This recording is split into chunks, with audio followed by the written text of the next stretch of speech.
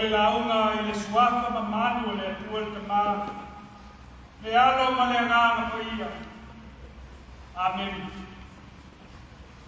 O maua le matua tu sai ma le whasikamanga le tusi whaitawasu. O le vāngilia Mareko, ma tāu ko iwa. Alo na fwai upu e iwa o te toe whaitawina. Ua o ifo I latou I le mama. O na mabawa tu lea o ia I a te latou. Nei latou ka watu se tasi o mea sa latou vaia. Se ia tu mai me Atali'i o le tagata na ie wati. O le Manatu Autu o le nei Iesu. O ai le nei tagata. Who is this man?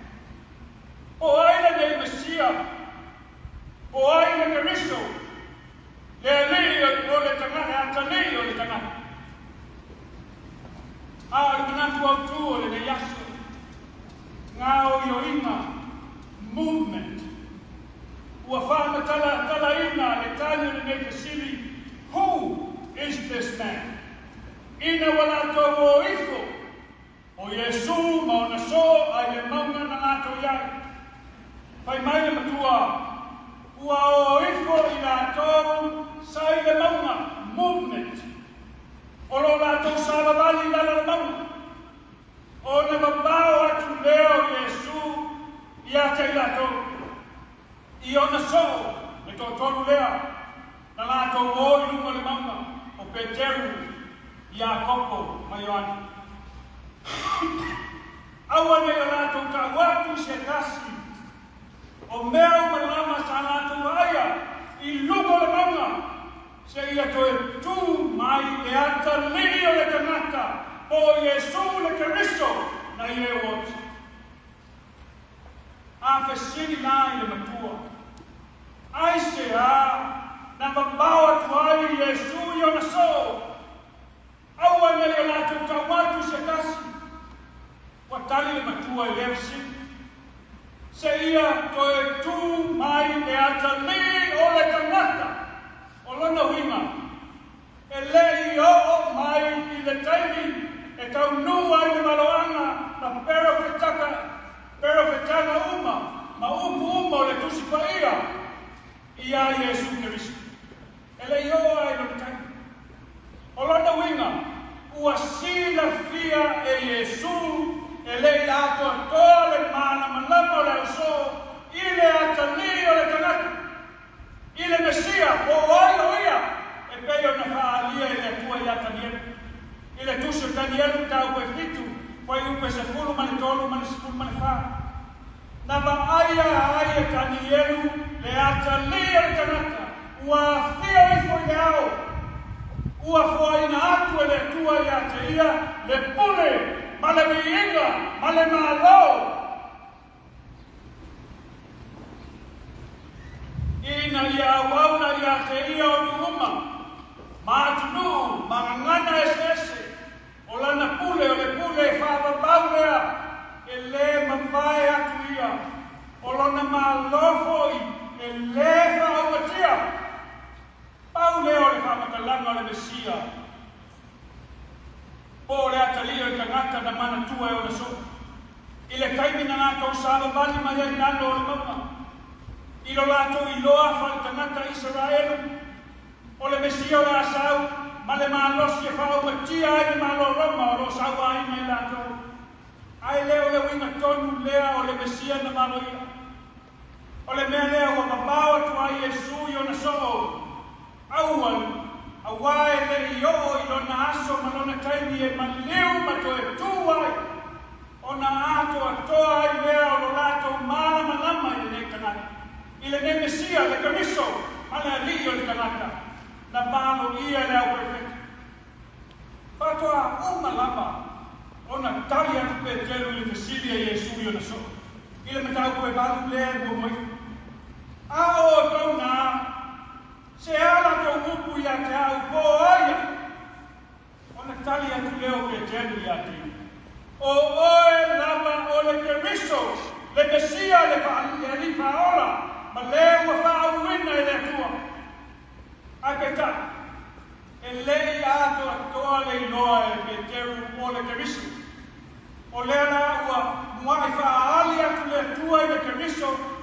Peteru, Iakopo, Waianae, I lunga le mama. Ina ua liua o ia I o latou luma, transfigured. Pai mai ua kupula o na ofu, ua matua pae lava, e le ai foi se tangata ta ofu le lalolangi atoa, nā te mawhaia o na ia whaasina singa ina whapena. Ma ua atu bale ai o latou lotu. Ma ua latou leiloa, o le asa latou upu o le awhaiai. O se maaina matau tia ma le ofo ia lea, na maaia so Iesu I lungo le mamu. Ua tatala e lea tua o latou mata Peteru, Iakopo, Waianae, ina I mawhai o na latou ai atu, I le anganga. E le ngata I le liua Iesu I o latou luma, ai o mawhai fo o na latou ai atu ia Elia, ma Mose, I le anganga, o tangata ua lewa na whiauti. A o lea ua mawhai o na latou ai atu iai I lo latino whaleanganga. Na latou whekau talatala ai ma Iesu. O se vai na whaleanganga lea. I le māngo le tua. E pei o na whekara I atu Iesu I o na so. I le whai upu mua. E moni o ke whai atu I atu o tau. O lo tutu mai nisi nei. E pei o Peteru, Iakopo, Waianae. E le eo I ate I latou leoti. Se ia latou ai le mālo le tua. O na haa mai. Ma le mana. O na mawhai atu lea o aso e ona. O na latou ai lea o transfiguration. O le liua o Iesu I o latou luma. O tala noa Iesu Elia ma Mose. Ma o na ofu mo whaasinisini. O le muai aina lea le mālo le tua. O le awhaiai Iesu Keriso ma tupu. E peo na tusia. E lei ato toa le mana malamo le au so. O ai le ne tanaki. E Atali'i o tanaki. I le Manatu lava le au so. Ma le toa tele o tagata Israelu.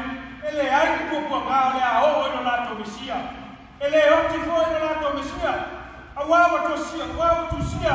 O le Atali'i o tagata. E a fioifo le au e malosi. O iata I le pule le mienga le malo. E au auna fo iata ia. O nu uma. Matu nu uma nganganga esese. O lana pule foi.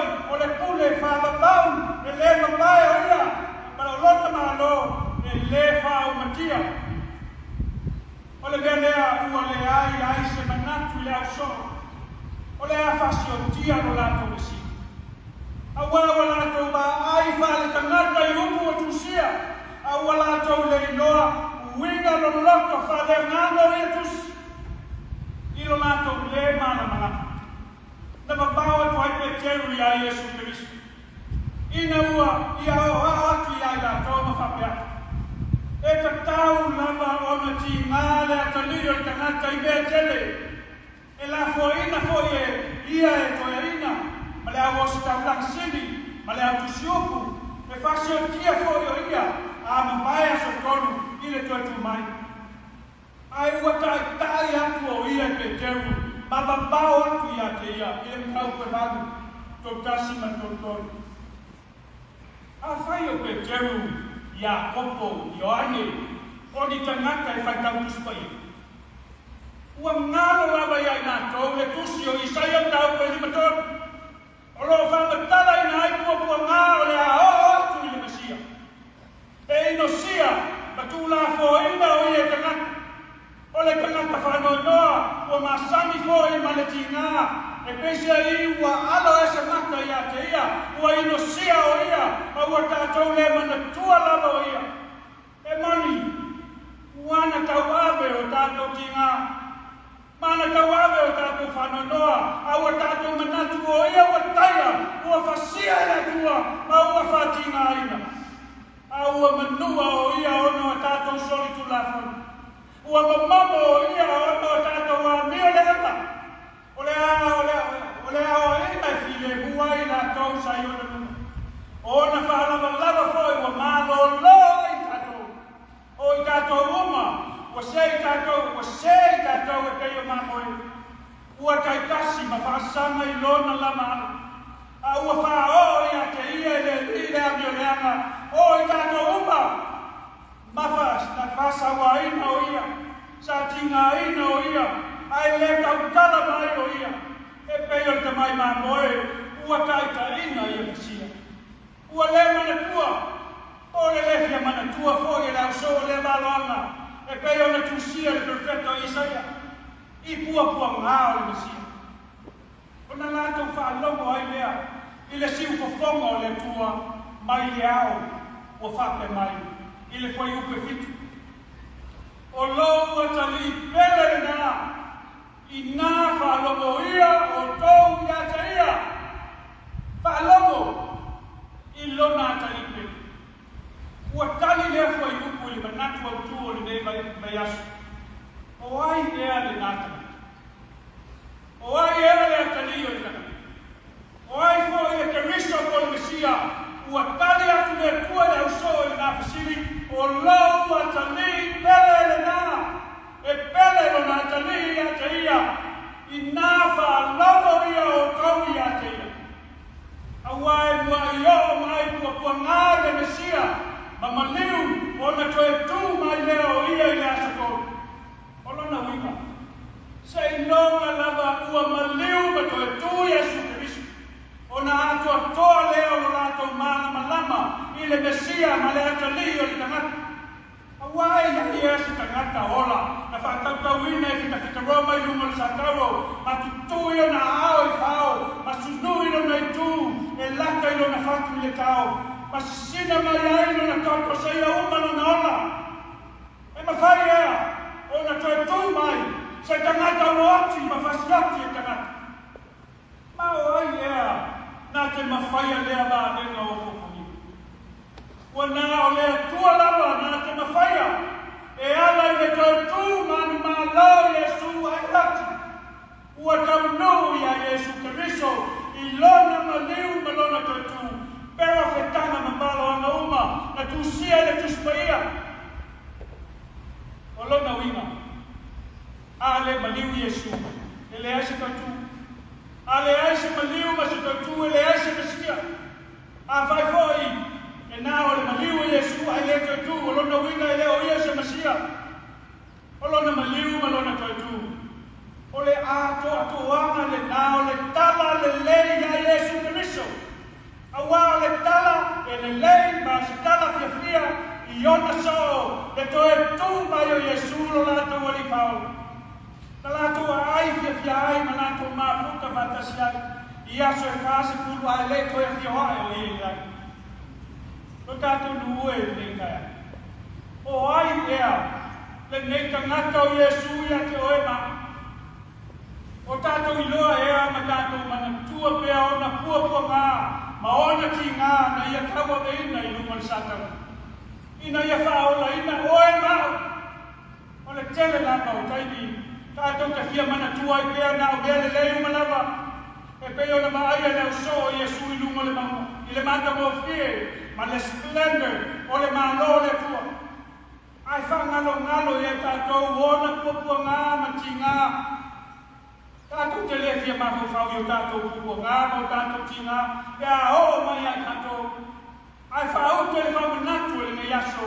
E o tasi pua ngā ma ki ngā ma le toe tū manu malo. O lona winga a o mai ai tātou o pua ngā ma ki ngā o le nei o langa. O na tātou manatua leo pua ngā na taua le ina I Iesu Keriso. I o ia maliu ma toe tū manu malo. Ina ia whaola ina malanga ina I tātou uma mai a tātou o masala. Ma o tātou ti ngā o malanga. Ma ua maua ai tātou uma le ola I wharavau I a te ia. O tātou a inga no tua e le nei kai au. Nā vavao atu Iesu I o na so. Se ia o mai le aso I maliu ma toe tū ai. O na ato atoa lea o lo lato I loe le Atali'i o le tagata. O na latou tau atu lea I isi tagata o le tala le lea I Iesu Keriso. I lona maliu ma lona toe tū. O le mea lea usoe ma tua whawhine I a Keriso. Ua toe tū Iesu Keriso. O se tala fia ma se tala le lei. Ia tātou o atu fia ai ma tātou o atu I tagata uma I Lalo langi. Le tala e le lei a Iesu Keriso. I lona maliu ma lona toe tū. ua maua ai e tātou ma le whaolatanga, ma le ome e whaolau, ina ua tātou talitonu ma whātua, ma anolo whātu ia te. Ko tali mai fōi e tua ia te oe māu i nengai. O lou a tali pele nā, e pele oe māu i le tua. O Atali'i mana whawhine o le tua e pele i le tua. Oe māu. I nā whālomo ia i ate. I lona o mai, ina ia tātou whālomo atu i lona siu whawhonga. I upu umana tu lei mai lona whawhonga. E le ngaka i le tātou whaitau, ma whālomo lomo i upu o lana tu sipaia, a ia tātou whālomo ma mawhawhau i ai asa uma, ma tātou sāma mali ai. E au pelei a Keriso. Na whaali i le atua e soho Iesu. Ina waliua o ia i o latou. Ma latou i loa atu o Elia ma Mose. E whape nā fo'i ona katala i le atua o tātou mata. Ina ia mawhai ona tātou wa ai atu i le anganga. I le mālo le atua i lona nofo ali'i. Ua whai ai Iesu Keriso matupu.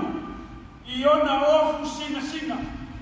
Ina ua le whano se tasi o tātou. Ua whātua ia te ia. Le tapo i ngai le nengai. O ai ea Iesu lea, Iesu ia te oema. O ai ea Iesu ia te oema. I le suafo Iesu. Amen. Le awha umatu le launga i pese le whanau. Ma au ai le tapo tua.